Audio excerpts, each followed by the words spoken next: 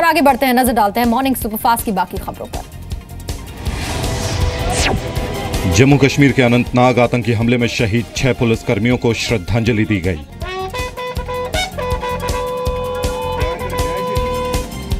जब इन शहीदों का पार्थिव शरीर लाया गया तो घर वालों के साथ साथ पुलिस के जवान भी रो पड़े।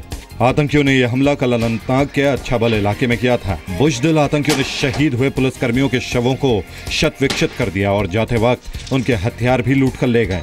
ऐसा पहली बार हुआ है जब देश की सीमा के अंदर आतंकियों ने शहीदों के शवों के साथ बर्बरता की है। इस हमले की जिम्मेदारी लश्कर तैयबा ने ली है। शहीद पुलिस वालों में SHO फिरोज अहमद डार, कांस्टेबल शरीक अहमद, कांस्टेबल तस्वीर अहमद, कांस्टेबल शराज अहमद, मोहम्मद आसिफ और सब्जार अहमद शामिल हैं।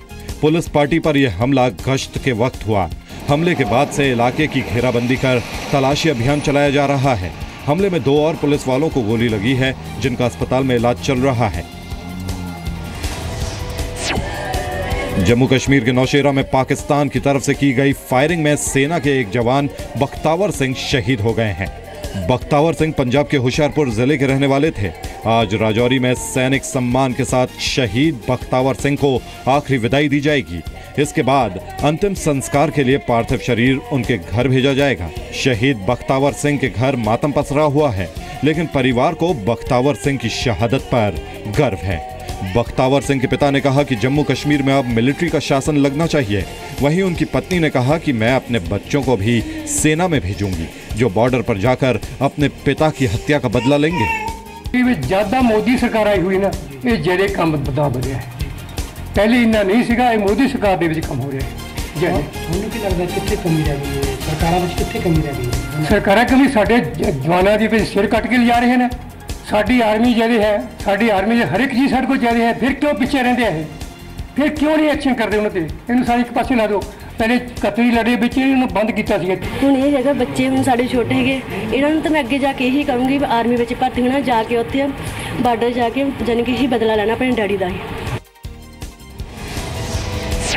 जम्मू कश्मीर में सुरक्षा बलों को बड़ी कामयाबी मिली है। दक्षिण कश्मीर के अरवनी बिजबेहरा इलाके में सुरक्षा बलों ने आतंकी संगठन लश्कर तैयबा के कमांडर जुनैद मठ समेत 2 आतंकियों को मुठभेड़ में ढेर कर दिया। सुरक्षा बलों ने एक गांव में लश्कर कमांडर मठ और उसके साथियों को एक घर में घेर लिया था। मठ पर 5 लाख रुपए का इनाम था। वो कई बार सुरक्षा बलों के हाथों से बच चुका था।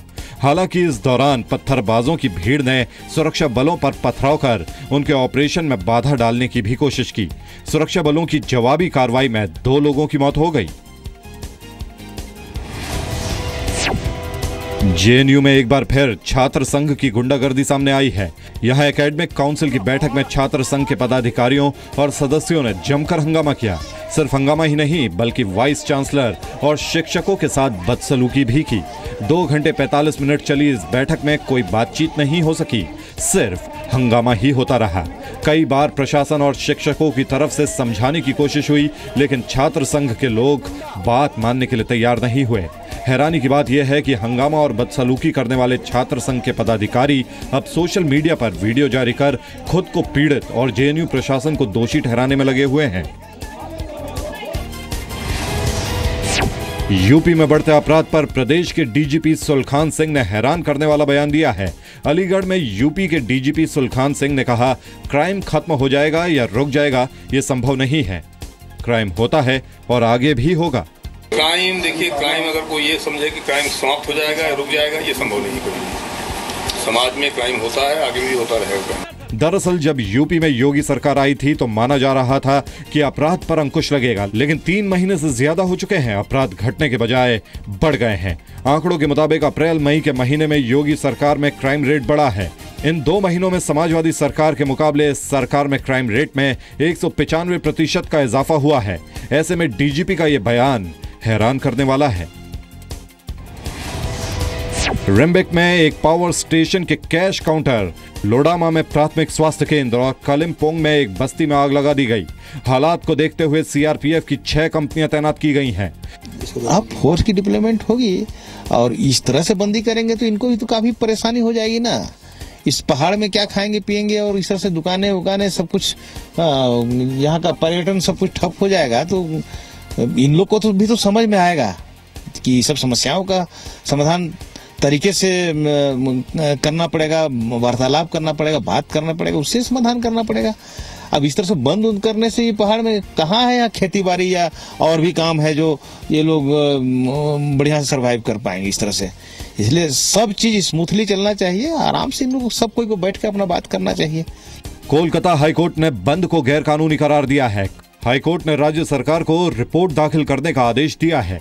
केंद्र ने भी पश्चिम बंगाल सरकार से रिपोर्ट मांगी थी, लेकिन ममता सरकार ने रिपोर्ट देने की बजाय अतिरिक्त फोर्स की मांग की थी, जिसे केंद्र ने ठुकरा दिया। गोरखा जनमुक्ति मोर्चा के अध्यक्ष बिमल गोरुंग ने लोगों को आखिरी लड़ाई के लिए तैयार रहने को कहा है। राष्ट्रपति पद के उम्मीदवार पर चर्चा के लिए एनडीए ने 19 जून को अहम बैठक बुलाई है, जिसमें प्रधानमंत्री नरेंद्र मोदी भी शामिल होंगे। कल केंद्रीय मंत्री वेंकैया नायडू और राजनाथ सिंह ने कांग्रेस अध्यक्ष सोनिया गांधी से भी मुलाकात की थी, लेकिन किसी नाम का ऐलान नहीं हुआ। राजनाथ और नायडू कांग्रेस से ये जानने के लिए गए थे कि कहीं उन्होंने राष्ट्रपति पद के लिए किसी का नाम तो तय नहीं किया, लेकिन कांग्रेस ने गेंद सरकार के पाले में डाल दी। जब तक कोई नाम नहीं आता है तो चर्चा का और सहयोग का प्रश्न ही पैदा नहीं होता है। वेंकैया नायडू और राजनाथ ने लेफ्ट नेता सीताराम येचुरी से भी मुलाकात की। एआईएडीएम के नेता एम थंबीदुरई ने भी वेंकैया नायडू से मिलकर राष्ट्रपति चुनाव पर चर्चा की। वेंकैया नायडू ने समाजवादी पार्टी के नेता मुलायम सिंह यादव से भी मुलाकात की। राष्ट्रपति के लिए 17 जुलाई को चुनाव होगा और 20 जुलाई को नतीजे आएंगे। आईसीजे यानी इंटरनेशनल कोर्ट ऑफ जस्टिस ने कुलभूषण जाधव के मामले में भारत को 13 सितंबर तक अपना जवाब पेश करने को कहा है। विदेश मंत्रालय ने बताया कि कोर्ट ने पाकिस्तान को जवाब दाखिल करने के लिए 13 दिसंबर तक का समय दिया है। 18 मई को इस केस की सुनवाई के दौरान कोर्ट ने जाधव को पाकिस्तान में सुनाई गई फांसी की सजा पर रोक लगा दी थी। भारतीय नेवी के रिटायर्ड अफसर कुलभूषण जाधव को दी गई सजा के खिलाफ भारत इंटरनेशनल कोर्ट गया था। प्रधानमंत्री नरेंद्र मोदी आज केरल के कोच्चि में मेट्रो सेवा का उद्घाटन करेंगे। कोच्चि मेट्रो का उद्घाटन सुबह 11 बजे जवाहरलाल नेहरू अंतर्राष्ट्रीय स्टेडियम में होगा। इस दौरान पीएम मोदी मेट्रो में सफर भी करेंगे। मेट्रो का पहला चरण अलुवा और पलारीवत्तोम के बीच है, जिसकी दूरी 13 किलोमीटर है। उद्घाटन के दौरान केंद्रीय शहरी विकास मंत्री एम वेंकैया नायडू, केरल के राज्यपाल पी सदाशिवम, मुख्यमंत्री पिनराई विजयन भी मौजूद रहेंगे। बैंकों में खाता खोलने के लिए अब आधार कार्ड को जरूरी कर दिया गया है। 50,000 या इससे अधिक के लेन देन के लिए भी बैंकों में आधार नंबर देना जरूरी होगा। मौजूदा खाता धारकों को 31 दिसंबर तक बैंक अकाउंट को आधार कार्ड से लिंक करना होगा, वरना खाता अवैध हो जाएगा। खातों से लेन देन बंद कर दिया जाएगा।